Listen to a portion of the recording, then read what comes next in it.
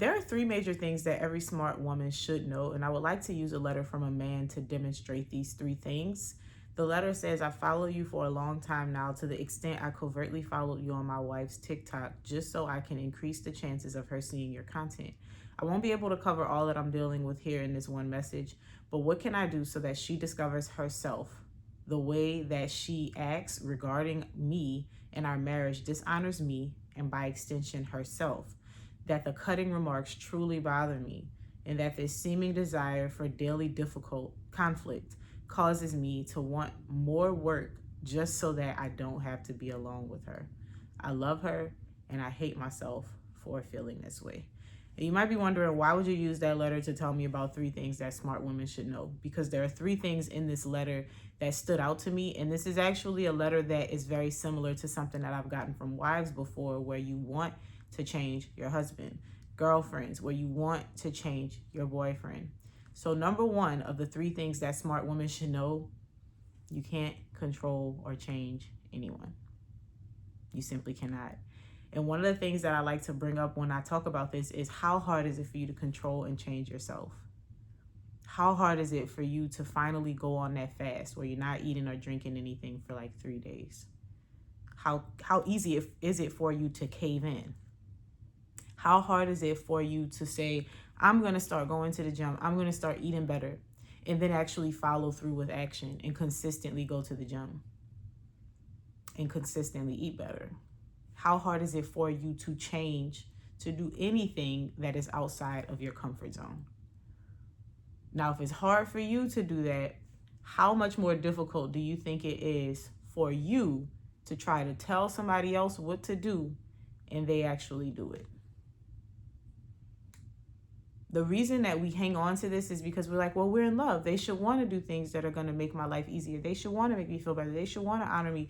They should want to listen to me. People are going to do what they want to do. People are also going to do what is in their natural design. They're going to fall back on their default habits. So if you have somebody in a relationship as a woman, this man is not showing up for you in the way that you want him to show up, the worst thing that you can try to do is convince him to change. The worst thing that you can try to do is tell him all the ways he needs to change. The worst thing that you can try to do is drop little subtle hints about how he needs to change. Now remember, this is a letter written by a man, but these are the things that I get in letters all the time from women as well. So I'm using this letter as a point to respond to him, but also to help you as a woman. So you can't change people. All right. Now, I also wanted to point out something else that he said in this letter, because he has followed me on his wife's account. He went to his wife's account to follow me on her page so that she could see it. So that is control and manipulation, right? And we don't want to do that, because you cannot control anybody except yourself. And then the other thing is, towards the end of the letter, he says, those cutting remarks truly bother me, and that seeming desire for daily conflict causes me to want more work so that I don't have to be alone with her. And then he also says that the way that she acts regarding him dishonors their marriage. It dishonors him, and it dishonors herself. So number two, and what I want to talk about, is self-respect is the best regulator for other people. And I know number one said that you can't control people. You can't. I'm not saying that by respecting yourself, you're going to control other people very directly. It's very indirect. It's very subtle. We teach people how to treat us. So if you're feeling disrespected and you start to beg a person to respect you, they're going to do the opposite. Because who is a person who knows what they deserve and they beg for it? Who is a person that knows that they deserve honor and they beg for honor? People who deserve honor expect honor. People who deserve respect expect respect. The CEO at your job does not have to beg you to respect them. Your manager, your boss, they don't have to beg for respect, especially if they're a good one. And you may not respect these people, but you do just enough in your job so that you don't get fired, which means that you do respect them. You may feel as though you have disdain for them. This isn't about liking people. But when you respect people, you operate as though you respect them. So the one thing that I do want to say to you, sir, is that your wife does not respect you. Okay?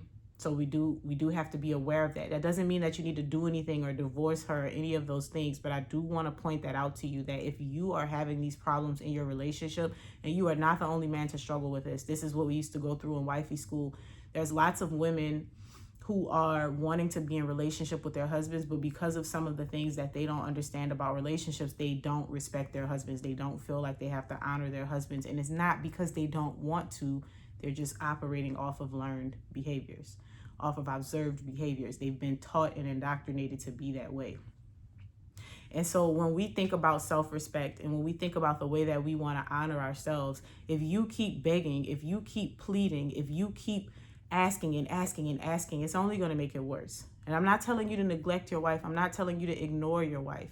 But you have to stop begging for something that is going to be a requirement, that should be a requirement. So now I'm speaking to women again.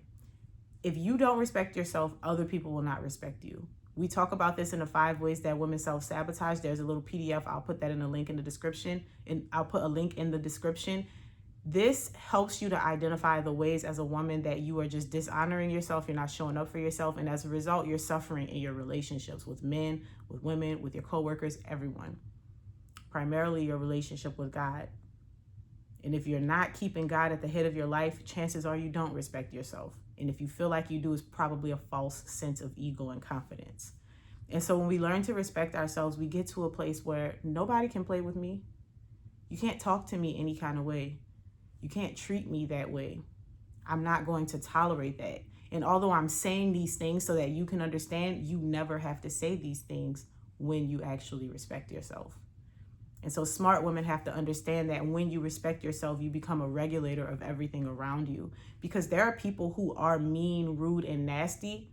But when you respect yourself and they understand that, they will be mean, rude, and nasty to other people, but not to you, because they know that they can't get away with that in your presence. And when I say you want to regulate it, there are steps that you can take to get yourself out of these situations with people. There are things that you can take to show up in the way that you're supposed to, so that respect is earned and is very natural, and you don't have to demand it from people. Because the second you start demanding respect from people, you've already lost. So the third thing that smart women need to understand is marriage is a heavy weight. It is. And you should be very careful before you decide to get married. We did not previously have to argue for you to be very careful and selective about who you marry, because one, the weight and the responsibility fell on your father to choose a suitor for you, but also there was a collective understanding of what was going to happen in the marriage with a mild rate of deviance, right? So yes, you might still in those times come across a man who was abusive and didn't take care of his wife. But overall, in the overwhelming majority of the time, the understanding was, this is a marriage. This man and his wife are going to come together. This man will protect and provide for this wife.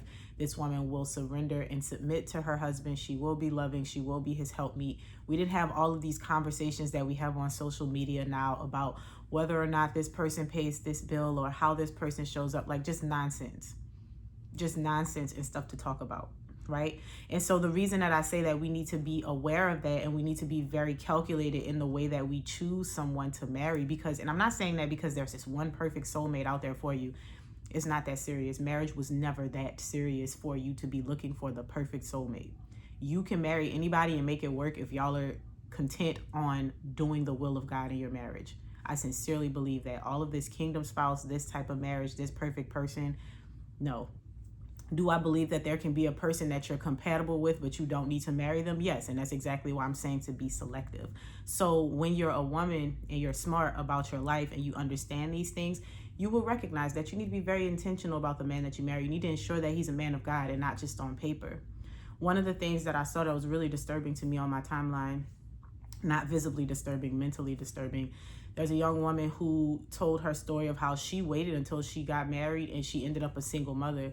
And if you're not careful, and I talked about this on live, if you're not careful, you will lean into the law of God, the legalism of God, and there will be no spiritual aspect attached to it. So you're just going through the motions. And unfortunately, I think that that's what happened with that young woman, where she thought, because I saved myself for marriage, the man that I married was going to handle me with care. It's not just saving yourself for marriage. It's also being intentional about the man that you save yourself for. You have to scope this man out. You have to see if there's fruit in his life. Does he have integrity? Is he a man that has the ability to protect and to provide? Is he trustworthy? Is he honest? What type of friends does he have? Because the friends that he has are going to be the people that are going to end up counseling him about your marriage. And if he's complaining to them about you and he has bad friends, they're going to have him going running the streets to get him a little piece of something.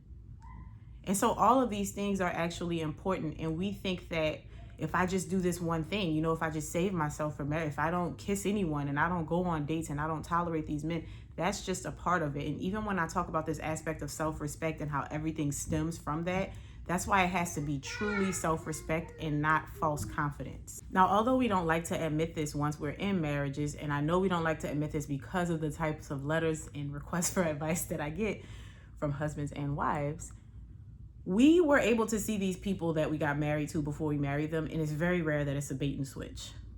Even with the concept that men marry women hoping that they'll never change, and women marry men hoping to change him, women are very clear in who we are before we get married. Men are very clear in who they are before we get married.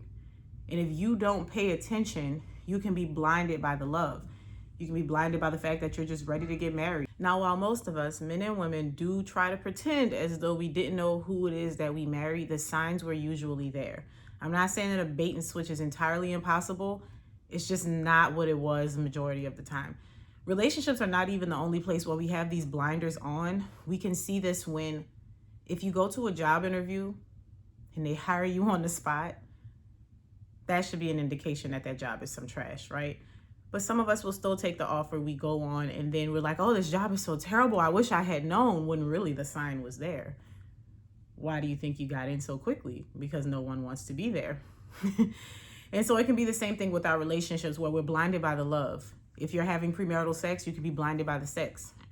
Because one of the things that I tell people all the time is the reason that I believe God gave us sex specifically for marriage, one, is because we don't want to create children outside of that covenant, but also because sex has a way of restoring us. If I'm angry at the person that I'm married to and we go and be intimate, I feel restored. I feel better about that person. I'm more likely to forget the little petty offenses. So imagine you're doing that in a relationship and you're not married.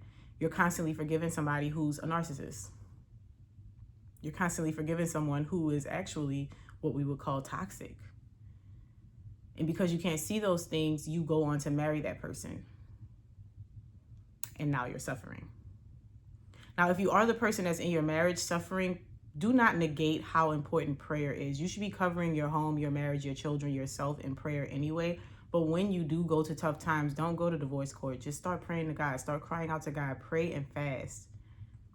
You leave those changes and the things that need to happen up to Him instead of trying to do it for yourself. So those are the 3 things that I think every smart woman should know and understand about their life. I hope that if you watch this video, sir, it does give you some insight as well as far as what you can do in your relationship to potentially resolve that problem.